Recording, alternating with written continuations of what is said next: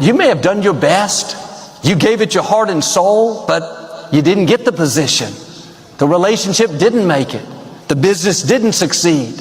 God is saying to you, how long are you going to mourn over what you lost? Over what didn't work out? Over what wasn't fair? God told Samuel, fill your horn with oil and be on your way, for I have chosen another king for you to anoint. God was saying, Samuel, you're focused on what you've lost. Yes, it wasn't fair. It wasn't your fault. But your destiny is not in what you lost. It's in what you have left. It's significant that after King Saul was rejected, after Samuel's first choice didn't work out, his next choice would be David, the greatest king that ever lived.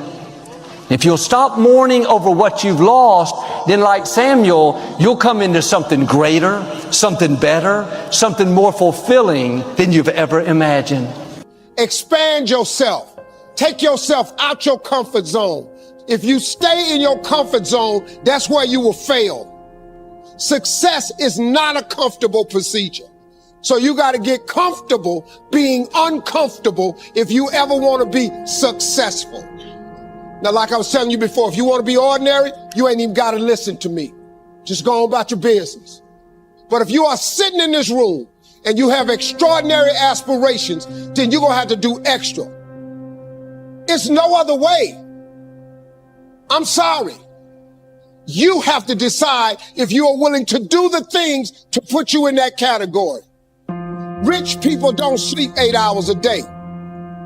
The Bible says, he who loves to sleep and the folding of hands, poverty will set upon you like a thief in the night. I'm going to ask you one question, I'm going to go. How many of you in here know somebody who loves to sleep? Let me ask you something. Ain't they poor? I want you to max out your life. I want you to max out your business. You got to get a little bit more intense. You got to stop being so dadgum casual. If you're going to play the game, let's play to win it. Every single day has to be a pursuit to get better, because you are ultimately chasing the destiny version of you. Do you hear me on that? Say yes. You're obsessed with what other people think about you. The thing that's going to kill your dream is your addiction to other people's approval. Do you have the courage to act outwardly on what you see inwardly? Do you have the courage? It takes courage to be successful. It is far easier not to be successful. It takes courage to be exceptional. It takes courage to be rich. It takes courage to be knowledgeable. And I'm just wondering, in this reality TV world we live in today, I'm wondering if there's anybody left that's got the courage to say, after all I've been through, I didn't come through all of that just to fit in with normalcy. It takes courage to be different. It takes courage to get you outside of the box. It takes courage to win. Do you have the courage to stand there though the storms keep raging? Do you have the courage? It takes courage to act. It takes courage to start over again. Somebody said that courage is going from failure to failure without losing enthusiasm. When you have something you want to do, if you don't develop the courage, life will move on you. Courage. Ambition requires courage.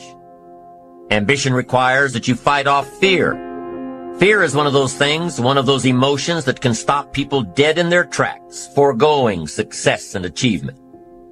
Fear can rear its ugly head in many ways. Remember the old saying? You have nothing to fear but fear itself. You can be afraid of looking ridiculous. You can be afraid of change. You can be afraid of the competition. You can be afraid of loss and destruction. We're not always born with courage. We're not always born with all the fears either. Maybe some of your fears are brought on by your own experiences, by what someone has told you.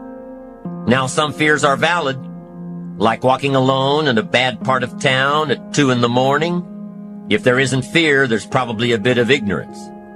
Once you learn to avoid that situation, you won't need to live in fear of it.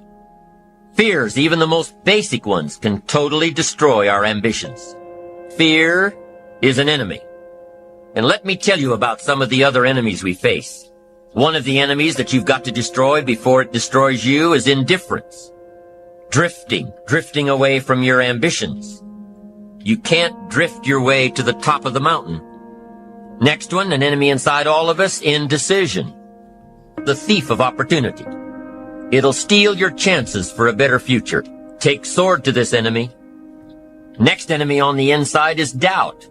You can't believe everything, but you can't let doubt take over. Doubt the past and doubt the future and doubt the possibilities and doubt the opportunities.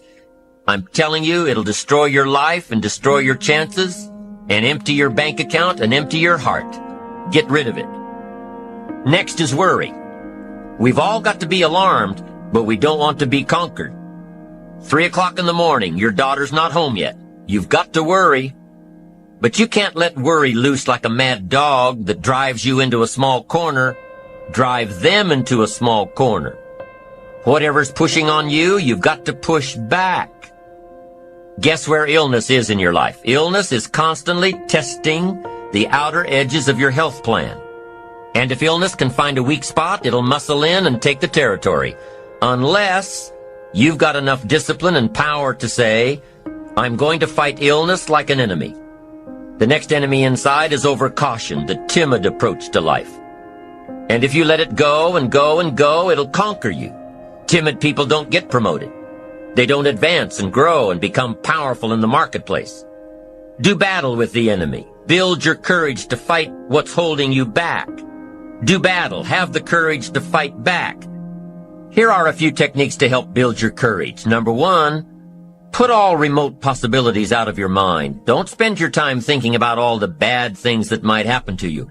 Courageous people don't worry about the unlikely, things out of their control. They concentrate on what they can control. Number two, make a list of the worst that could happen, and you'll probably see that it's not so bad after all. Once you face your fear, you can move on. And if you've looked at the possibilities beforehand, you'll probably never be faced with the situation at all. And by contemplating what might happen, you'll chart your course to make sure that it doesn't. And the third technique to build your courage is to imagine the alternative. See in your mind the end result of giving into your fear. Then really feel the gain of following your ambition courageously. Weigh the two. See the difference. Once again, it's your choice. Be fueled by your fears or face your fears. Decide to live your fantasy. The choice is in your hands, satisfaction or despair. Decide not to make your life predictable. You don't get much juice and happiness out of life like that. Want to create a greater sense of fulfillment? Challenge your fears. Don't allow them to rule you. You have this kind of convoluted, limiting belief about why you can't do something right now that's your own BS story you keep telling yourself. How about you just decide it's a lie, even if it is true? Listen, you don't have to be great to get started, but you have to get started to be great. But it's hard to let go of what you've been holding on to for so long, even if it's not working anymore. It's really hard to let go. It's like, beg you, see it differently. I beg you to let go. It's not normal. It's just old. It's time to drop it and move forward. You may be a product of your past, but you don't have to be a prisoner of your past. Everything that's inflexible and everything that's not ready, everything that's backwards and everything that's negative and everything that's carnal and everything that's holding me back, I refuse to take it over into another year and waste another new year with an old mind. The devil is a lie. Just because you're used to it doesn't make it normal. Some of you are taking too much time trying to convince people to love you that do not matter. Tolerating and trying to get people engaged that don't matter, that don't care, that are never ever going to help you get into your destiny. I came to preach to somebody who everybody else might have given up on you. And life might not be where you want it to be. And you might not have been what you could have been. But it's not too late to become who you are. Depending on anybody else. It don't matter what your mama think. It don't matter what your coworkers think. It don't matter what your siblings think. It don't matter.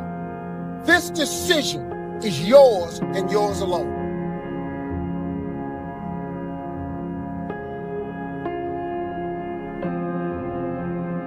People want to know how to stop the laziness. They want to know how to stop the procrastination. They have some idea in their head, some kind of a vision of what they want to do, but they don't know where to start. They don't know where to start it. You know, they don't know where to start. And so they say, hey, where do I start? And when's the best time to start? And I have a very simple answer for that. Here and now.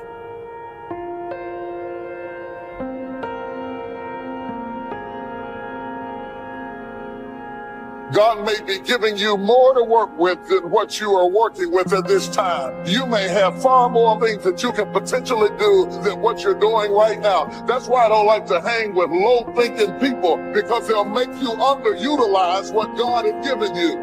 You need somebody to challenge you that you could be doing more than what you're doing right now. You could have more than you have right now, and somebody's got to be bold enough to look you in the face and empower you to go into the enemy's camp and take back what he stole from you.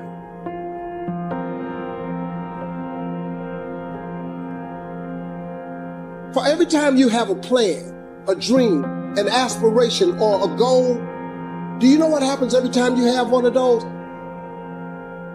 This thing comes along called life. Life is hard. It happens to everybody. Life has disappointment. It's got peaks and valleys. You're going to lose somebody you care about one day. That's a valley. Somebody going to close the plant you thought was going to stay open so you could retire. That's a valley. Somebody going to fire you for an unjust cause. That's a valley. Because it's life. You can stop thinking that life fitting to be easy, because I got news for you, it ain't. And those problems you think you've got right now, when do problems really become problems? My problem becomes a real problem when I lose my perspective. My problem becomes a real problem when I give up and I just say, forget it. Your problem becomes a real problem when you start feeling sorry for yourself and have a pity party. Your problem becomes a real problem when you get bitter and you start blaming everybody else for your unhappiness. That's the real problem. Guys and gals, don't give up. Man, if you get to the point where you're kind of weary and you're going, I'm facing struggles at every turn, don't give up. You just need some faith, man. Faith don't make it easy. Faith makes it possible. We find ourselves announcing our standards to our relatives, our friends, our associates. We shout our beliefs and condemn those who believe any differently, but then we don't walk the talk. We end up acting in a way far different from the beliefs we've shouted. This is inconsistent. This leads to a loss of credibility among those who watch us. And more importantly, this leads to a loss of credibility within ourselves. The only thing worse than one who is inconsistent in applying their self-imposed disciplines is one who has never considered the need or the value of discipline at all. So what kind of courage do you have? Is yours sort of floating between depending on the situation? Or do you know the difference between right and wrong for your life? And you've made up your mind. Our mind is the control tower of our life. All of our decisions are there. And the truth is, whatever we are today is the result of what we've been thinking about all those years. As a man thinketh in his heart, so is he. So if you don't like what's going on around you, maybe you should ask yourself the question, what am I thinking about? What do I think about myself? What do I think about other people? What we think about is really what controls us. This is a control tower. That everything else is a result of how we think. And we can't control everybody else in control of all of our circumstances, but we are going to respond to circumstances in one way or the other. And so what you have to ask is this: what is it that determines what I think? This mind of yours controls everything else in your life. Are you satisfied with your life as it is? Are you? Is your life giving you what you want? If you had your life to live over again, could you have done more than what you've done thus far? When I ask audiences that, most people agree, yes, I could have done more. I know I could have done more. I've wasted a lot of valuable time. You're going to lose something, lose money. You can recapture that. Don't lose.